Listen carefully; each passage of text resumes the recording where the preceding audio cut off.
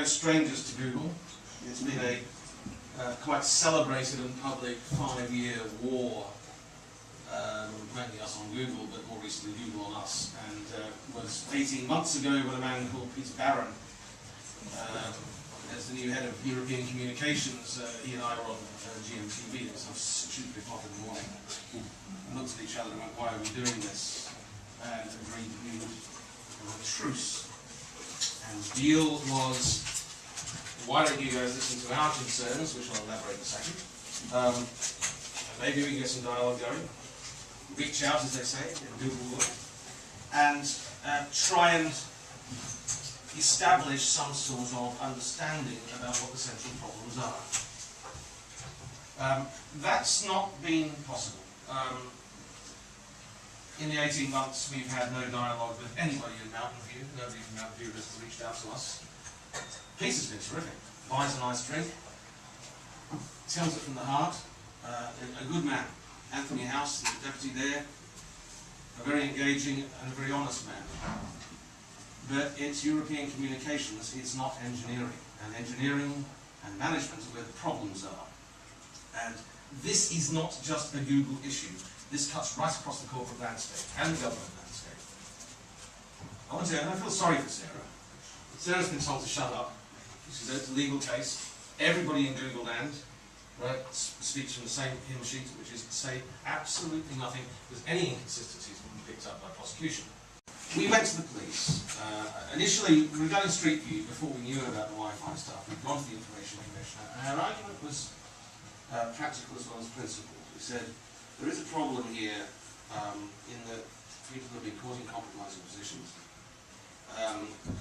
Street View cameras look into bedrooms. This is the argument, of course, that the Japanese lodged against Google.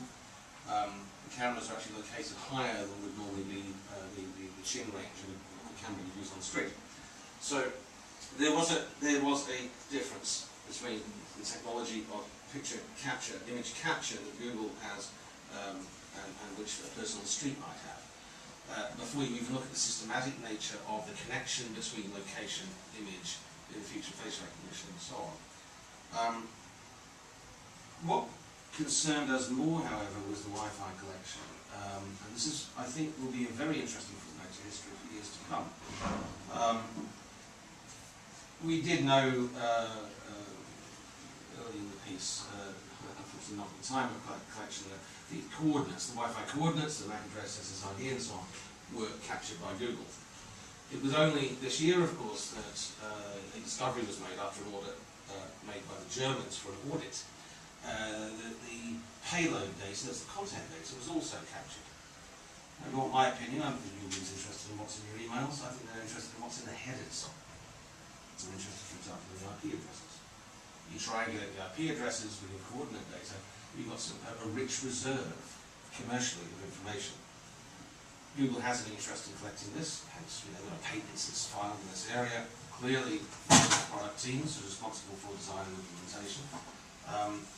So it can't be said that Google was entirely without any interest in this area, capturing payload data. We went to the police because we couldn't get a straight answer off Google.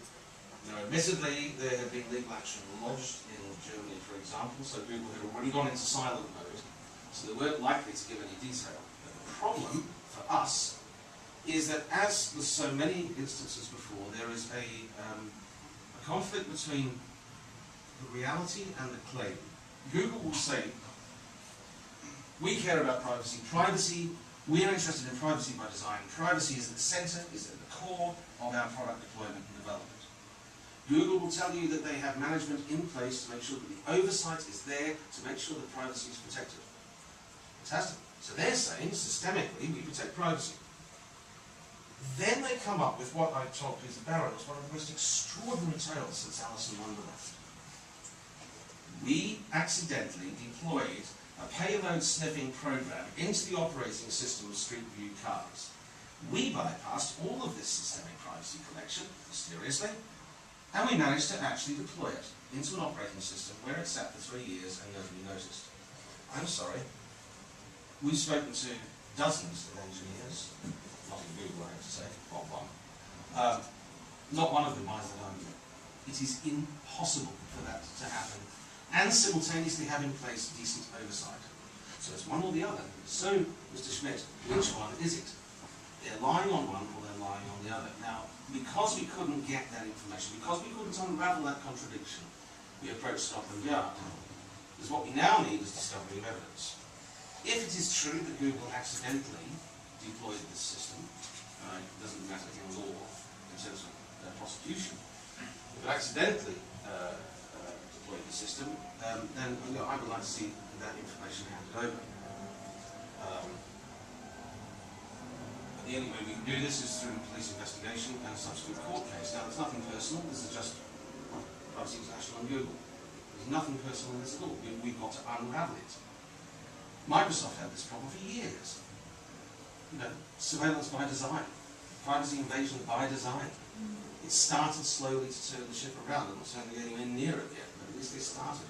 Google seems to be sailing in the same direction toward establishing its own privacy Chernobyl, and this is the first stage of that Chernobyl. So, we went to Scotland Yard, just so you know the facts of this. We went to Scotland Yard. I spoke to the Police Central Crime Unit, who knew all about this. Spoke to the Major Crime Unit.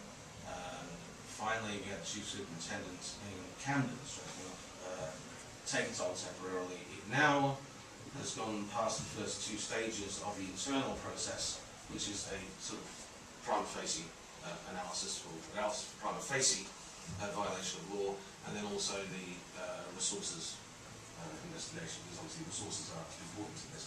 It now sits with the Economic Crime Unit just over here in Scotland Yard. I spoke to the Chief Superintendent of the department the other day. They're progressing the case at the sort of speed you would expect, so not fast. But they still have to go through now secondary legal analysis, because we've complained a violation of the Wireless Telegraphy Act and DRIPA. And they also, I suspect, reading between the lines, have to talk to the Crown Prosecution Service about the sources for prosecution. So that's where we're at the moment. And I am talking to Google, as Sarah would know, I am talking to Peter, I'm talking to Google regularly to update them on what's happening in this case. It's not like we're sort of throwing bricks at each other. But the reality is this has got to be done, as it had to be done in the United States, in Australia, where it's also being criminally investigated. 30 attorneys general in the US have grouped together for investigation, as it is in Germany under criminal law. So really all we're doing here is creating sort of, if you like, the international linkage on the criminal investigations. I have no doubt the nature of the data is the same globally, so forensic analysis may not be necessary, but we've got to get the prosecutions lined up internationally. Whether that sees its way through to Google being in the dock, who knows? But this is the approach we have taken. We felt that it was crucial for it to take a part in this. Now, unfortunately, we can't do anything with Ireland because, I won't call this a stitch-up, but the data was all deleted in Ireland. The Irish Commissioner was told mid-afternoon on Friday, and mysteriously by 8 o'clock the next morning, the deletion process had begun on his order. I don't think any large organisation in the world can move that fast unless it's thought about it monetarily and planned days in advance. I've spoken to the Irish Commissioner, I don't know how this has happened, but we managed to work with Google in stopping the deletion of all this illegal data worldwide. I'm very pleased that Google agreed that it shouldn't delete any more of the data. So now we can forensically analyse it. We can present it, the police can present it to courts. The courts can make a decision about whether it was the right thing to do, just how intrusive that grab of data was. We know from the French investigation that passwords were amongst the seized data. So this is fairly serious. So what I'd say in conclusion is this. If you were to ask me what's the core reason for Privacy International's actions consistently against Google, I would say it is the PR bullshit which we have heard for the last 10 years, which has not abated, which has not changed, in fact it's intensified, and has never answered any of the core questions that concerned people want to ask. You know, that's the problem. You cannot answer these questions by having a PR agency, by having a communications department. Just deal with it glibly. Google cannot assert that it cares, and then give flippant reactions every time there's a screw-up, which is now on a 6-monthly basis. There has to be a point where You know, the two are reconciled, and Google is brought to account because of its systemic failure. Now, if all of this criminal investigation going on, including the Scotland Yard, if all it does is make you sensitise Google, make it more aware of the repercussions of its actions, then internally there may be some evolution. That's all we want to see. Sadly, Eric Schmidt, Bryn and the other senior executives and owners do not seem to be interested or do not understand privacy. For Schmidt to say, well, it's okay, no one was harmed, that's like throwing a knife at somebody and saying, well, no one was harmed, I didn't hit. You know, there are laws against this sort of thing. There is a strict offence. You cannot, without permission, intercept people's data, whatever your excuse. So all we want, Google, Sarah, is the truth. And if that's in court, fantastic. We'll disclose it voluntarily in advance. I don't mind, but we've got to get to the bottom.